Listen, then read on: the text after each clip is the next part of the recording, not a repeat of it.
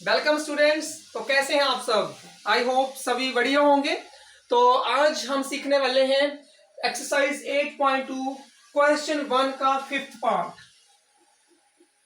तो क्वेश्चन 1 का जो फिफ्थ पार्ट है वो क्वेश्चन क्या है हमारे पास? वो क्वेश्चन है 5 cos square 60 plus 4 secant square 30 minus tan square 45 divide by sin square 30 plus cos square 30। तो ये हमारा जो है क्वेश्चन 1 का फिफ्थ पार्ट है 8.2 का, और इसमें अब हम वैल्यू पुट करेंगे एंगल्स की। तो एंगल्स की जो वैल्यू है देखिए 5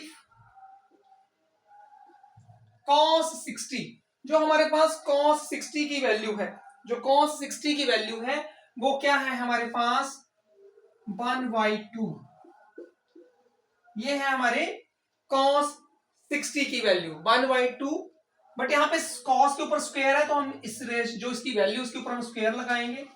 देन 4 secant 30, secant जो 30 है, secant 30 की वैल्यू क्या है 2/√3, और यहाँ पे भी स्क्वायर है तो हम यहाँ पे स्क्वायर पुट करेंगे। तो माइनस tan स्क्वायर 45, तो tan 45 की वैल्यू हमेशा याद रखिए, tan 45 की वैल्यू होती है 1, तो 1 स्क्वायर। नाउ डिवाइड बाई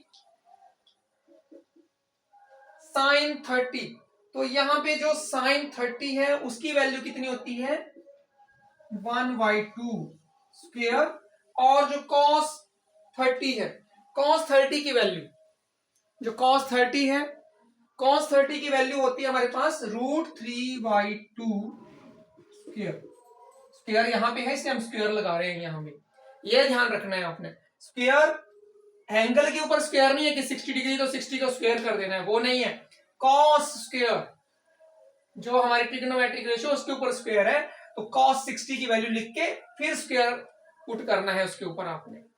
तो अब हम इसको आगे सॉल्व करते हैं। हमारे पास क्या आंसर बनता है इसका आगे, नेक्स्ट स्टेप में क्या बनता है हमारे पास 5 1 स्क्वायर 1 स्क्वायर का मीनिंग होता है उसी नंबर को उसी से मल्टीप्लाई करना, 2 का स्क्वायर 4, न्यूमरेटर का भी स्क्वायर किया डिनोमिनेटर का भी स्क्वायर किया, प्लस प्लस क्या है हमारे पास 4 इंटू 2 स्क्वायर 4 और √3 स्क्वायर √3 इंटू √3 3 माइनस 1 स्क्वायर, 1 को जितने बार मल्टीप्लाई कर लो उसका आंसर हमेशा 1 ही रहेगा। Now the denominator 1 square 1, 2 square 4, √3 square 3 and 2 square 4। तो ये हमने स्क्वायर को सॉल्व कर लिया है यहां पे। अब इसके बाद हम क्या करने वाले हैं 5 इंटू 1 5/4, 4 4 जा 16/3 minus 1, and in the denominator 4 is the LCM, so we can write numerator as 1 plus 3. Now in the next step आप क्या देख रहे हैं, हमारे पास क्या आ रहा है, पहले हम न्यूमरेटर को सॉल्व करते हैं। तो यहाँ पे 4 और 3 डिनोमिनेटर में है, तो 4 और 3 का अगर एलसीएम लेंगे तो वो बनेगा 12। 4 और 3 का जो एलसीएम है वो कितना बनेगा 12। अब इसमें देखिए हम जो फ्रैक्शन का एलसीएम लेके उसका एडिशन और सब्ट्रैक्शन जो हम 6 7 से करते हुए आ रहे हैं, तो हमें पता है जब एलसीएम आ जाता है तो एलसीएम, जैसे पहले फर्स्ट फ्रैक्शन को सॉल्व करते हैं तो पहले एलसीएम से हमेशा डिनोमिनेटर को एलसीएम को हमेशा डिनोमिनेटर से डिवाइड करते हैं, और जो आंसर आता है उससे हम मल्टीप्लाई करते हैं न्यूमरेटर के साथ। तो 12 को 4 से डिवाइड करेंगे, 4 3 12, 12 को 4 से डिवाइड किया तो आंसर आया 3, और 3 को 5 से मल्टीप्लाई करेंगे तो 3 5 15 प्लस नेक्स्ट फ्रैक्शन पे आ जाइए। 12 को 3 से डिवाइड करेंगे 4, और 4 इंटू 16, 16 4 जा 64, माइनस 1 का डिनोमिनेटर कुछ भी नहीं है, तो एलसीएम जो आया है वो सीधा मल्टीप्लाई करेगा 1 के साथ, तो 12 1 जा 12। Now in the denominator 4 is the LCM and 1 plus 3 4। now ये तो खत्म हो गया, यहाँ 4 डिवाइड बाई 4 1, इसको तो अब आगे लिखने की जरूरत नहीं है। हमारे पास न्यूमरेटर में देखिए हमारे पास क्या बच गया है 12, 15 प्लस 64 79, और यहाँ पे क्या बचा हमारे पास 12। तो अब हम इन दोनों को माइनस करते हैं, 79 माइनस 12 67। तो हमारा जो आंसर आ रहा है वो है 67 अपॉन 12। तो ये हमारा क्वेश्चन 1 का 5th पार्ट का आंसर है।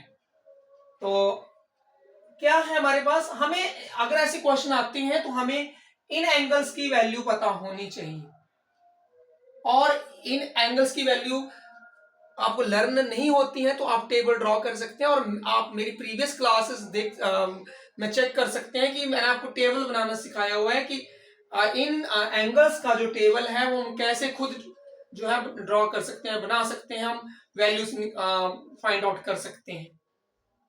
तो ये था हमारा क्वेश्चन 1 का 5th पार्ट। अब हम नेक्स्ट क्वेश्चन कर लेते हैं। सेकंड क्वेश्चन में जो है एमसीक्यू टाइप क्वेश्चन है और उसमें ऑप्शंस गिवन है। तो हम क्वेश्चन 2 का जो है वो फर्स्ट पार्ट इसके आगे सॉल्व करने जा रहे हैं।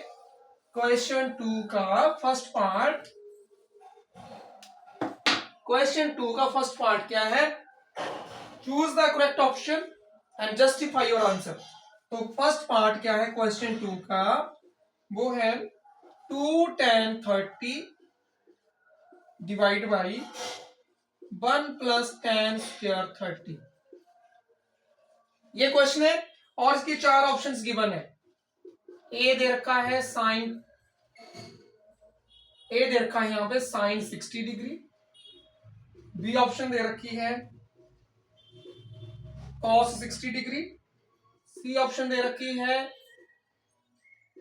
tan 60 डिग्री, और डी ऑप्शन दे रखी है sin 30 डिग्री। तो ये हमारे पास 4 ऑप्शंस दे रखी हैं उन्होंने। हमने चेक करना है कि करेक्ट जो ऑप्शन है इनमें से वो कौन सी है। तो हम इसको सॉल्व करते हैं। हमारे पास हमें पता है tan 30 की वैल्यू कितनी होती है, 2 tan 30, tan 30 की जो वैल्यू है वो होती है 1/√3। Now divide by 1 plus tan square 30, तो tan 30 की वैल्यू 1/√3, उसका क्या कर देंगे हम स्क्वायर।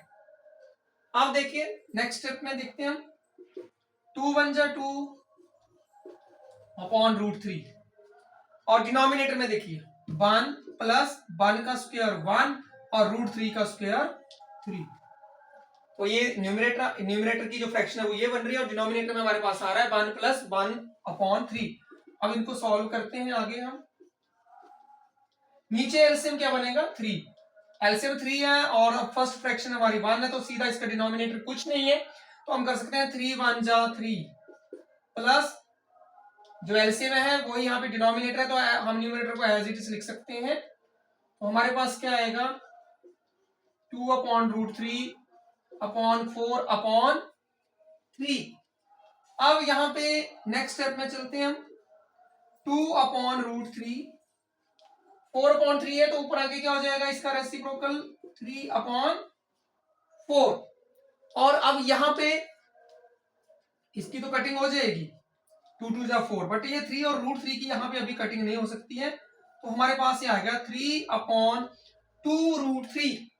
तो अगर हम टेबल से चेक करें तो sin 60, cos 60, tan 60 या sin 30, इनमें से किसी की भी वैल्यू जो है वो 3/√3 की फॉर्म में नहीं दी होती है। तो अब हम इसको और किस तरह से लिख सकते हैं, देखिए हमें पता है जो 3 है वो किसका स्क्वायर होता है, √3 का स्क्वायर होता है। मींस अगर हम √3 इंटू √3 लिखें तो उसका आंसर 3 ही होता है। तो हम 3 को इस तरह से लिखेंगे √3 इंटू √3 और नीचे कितना है हमारे पास 2 इंटू √3। अब हम देखेंगे कि यहाँ पे जो वैल्यू है हमारे पास ये √3 और √3 कैंसिल आउट हो जाएगा और हमारे पास क्या बचेगा √3/2। तो आप चेक कीजिए कि इनमें √3/2 टेबल से आप टेबल बना के आप चेक कर सकते हैं कि √3 में √3/2 जो है वो किसकी वैल्यू होती है, sin 60, cos 60 या tan 60 या sin 30।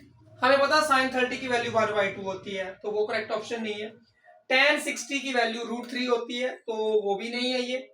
cos 60 और sin 60, अब दो ऑप्शन बचती हैं आपके पास, sin 60 और cos 60।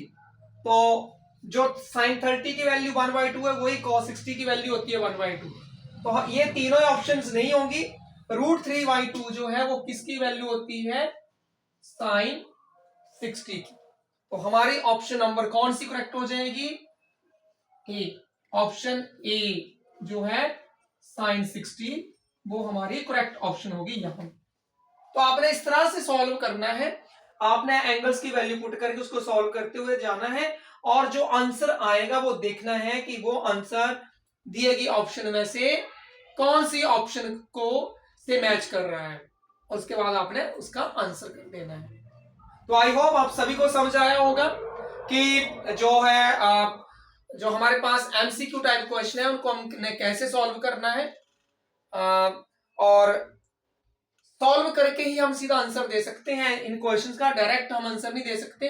डायरेक्ट तभी हो सकता है बाय चांस अगर आपको same to same question exam में आता है और आपको पहले पता हो कि इसका आंसर क्या है, बट अदरवाइज आपको सॉल्व करके ही आंसर देना पड़ेगा। तो आई होप आप सभी को समझ आया होगा। तो आज की क्लास में इतना ही। Thank you, bye bye.